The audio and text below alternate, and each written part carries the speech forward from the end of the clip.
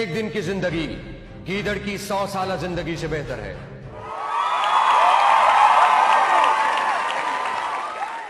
जो पहली शख्सियत है उनको हम बाप का दर्जा देते हैं। हमारी टेलीविज़न इंडस्ट्री में मेरा ख्याल है कि बहुत कम लोग ऐसे हैं जो इनसे वाकिफ़ नहीं हैं।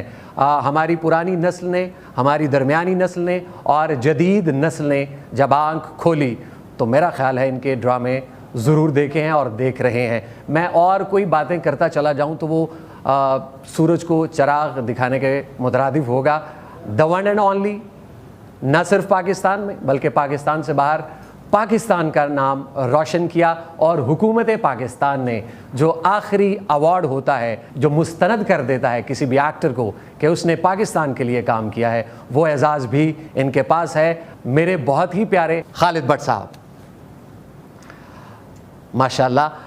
भट्ट साहब से मेरा ताल्लुक़ बहुत गहरा है और मैं दिल नहीं चाहता कि कोई और तफसील में जाऊं, बहुत सी बातें भट्ट साहब से करनी है, लेकिन भट्ट साहब चूँकि आपकी खूबसूरत शख्सियत हमने लोगों को दिखा दी, खूबसूरत तस्वीर के साथ एक खूबसूरत आवाज़ अगर मिल जाए तो फिर सोने पर सुहागा हो जाता है। जी हाँ, ऐसी ही खूबसूरत आवाज़ बर्रे सग़ीर पाको हिंद में जिसको आपने सुना दिन रात, और सुर, लय, ताल, साज, आवाज़, अंदाज़, एक हसीन इम्तिजाज और संगम है। हमारे पास मौजूद हैं शबनम मजीद। वालेकुम अस्सलाम, बहुत बहुत शुक्रिया। आपका थैंक यू सो मच। आपने इतना खूबसूरत प्रोग्राम है अलिफ और इतने बड़े आर्टिस्ट माशाल्लाह जो हमारे फेवरेट हैं, उनके प्लेस देखते रहे हैं अपने बचपन में भी और अभी तक उनके जो बहुत खूबसूरत प्लेस हैं यूट्यूब से निकाल के ज़रूर देखते हैं। तो थैंक यू आप लोगों का कि आपने ऐसे आर्टिस्टों को बुलाया और हम उनके साथ बैठे। भट्ट साहब, आपने एक रंगीन दुनिया गुजारी, एक भरपूर माशाल्लाह आपने उम्र गुजारी है और आज भी एक अभी भी गुजार जी अल्हम्दुलिल्लाह। और आज मैं देख रहा हूँ कि एक इतना मतलब मुझे लगता है कि अगर मैं आपको कहूँ, क्योंकि आप दिल के बहुत साफ़, भट्ट साहब की क्वालिटीज़ आप सभी जानते हैं, मैं क्या कहूँ, भट्ट साहब के जो दिल में होता है वही ज़बान पर होता है, यही इनके अंदर की खूबसूरती है और चेहरा बता रहा है कि क्या हाल है अंदर का। भट्ट साहब आजकल थोड़े खुश लग रहे हैं। मैं ज़रा पहले खुशी की वजह पूछूँ। भट्ट साहब आज आप बहुत खुश लग रहे हैं, इसकी क्या वजह है? असल में बात ये है, औलाद जवान हो जाए ना जी तो खुशी होती, जब उसका पाँव भाग के बूट में पूरा आना शुरू हो जाए। जी, मुझे सबसे ज़्यादा खुशी ये हो रही है कि मेरा पुत्र ही बैठ के मेरा इंटरव्यू ले नहीं नसीब। तो अब्बा जी, कुछ राज़ो न्याज की बातें जो हैं लोगों तक पहुंच नहीं जाए।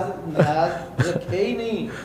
आज सच बोलोगे तो अगली दफ़ा आपको मतलब सोचना नहीं पड़ेगा कि मैंने क्या कहा हुआ है। इसलिए आप मेरा 25 साल पहले का इंटरव्यू देख लें या 40 साल पहले का किसी अखबार में जब थोड़ी सी जगह मिली होगी तो तब का भी देख लें, तो आज ही पूछ लें।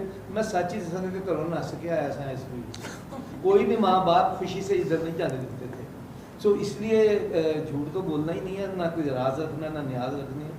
अलबत्ता ये है कि एस्थेटिक सेंस के तहत कुछ चीज़ें जो हैं वो ऑफ कर देते हैं क्योंकि उसमें कुछ पर्दा नशीनों के भी नाम आते हैं। हाँ हाँ हाँ हाँ, वाह। तो आप पर्दा नहीं उठाना चाहते? पर्दा रखना, मेरे अल्लाह ने यही कहा कि आप किसी का पर्दा रखें।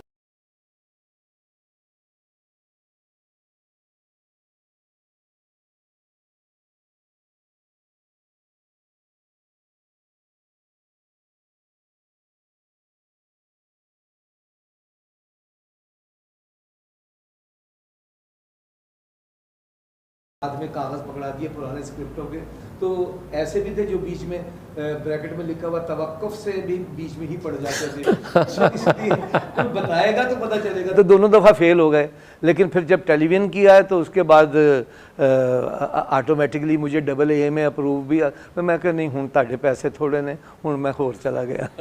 सो टेलीविज़न किया है। फिल्म जहाँ ये सारे नदी नाले जो हैं ये जिस समुद्र में जाके गिरना चाहते थे, मैंने आगाज़ वहाँ से किया था 1970 से कि मैं फिल्म में असिस्टेंट डायरेक्टर था, फिर चीफ असिस्टेंट हुआ, फिर एसोसिएट, फिर डायरेक्टर, फिर जाके मैं टीवी पे आया हूँ। तो भट्ट साहब ने चूँकि इस इंडस्ट्री को लगभग कमोबेश 50 साल तो हो गए हैं कि आप इस इंडस्ट्री से वाबस्ता हैं। आप 52 साल करियर में अगर कोई शख्स कोई बात कर रहा है तो वो कमांड रखता है ये जुमला कहने की। तो भट्ट साहब, आप क्या समझते हैं फिज़िकल फिटनेस जो है, स्पेशली 6 पैक्स, इनका क्या ताल्लुक़ है आर्ट से? नहीं, देखिए आर्ट की भी 2-3 मुख्तलिफ जगह ना, थिएटर है, रेडियो है, टेलीविज़न है और फिल्म है। टेलीविज़न पे कपड़े उतारने की इजाज़त नहीं है क्योंकि फैमिलीज़ ने बैठ के देखना होता है। थिएटर जो है उसमें इन चीज़ों की फ़ी ज़माना गुंजाइश ही नहीं रही। रेडियो पे नज़र नहीं आता तो ले दे के फिल्म रह गई। तो इसलिए जिसने फिल्म में जाना है वो तो बनाए, जिसने टेलीविज़न करना है, रेडियो करना है या थिएटर करना है, उसको ये बखेड़े करने के।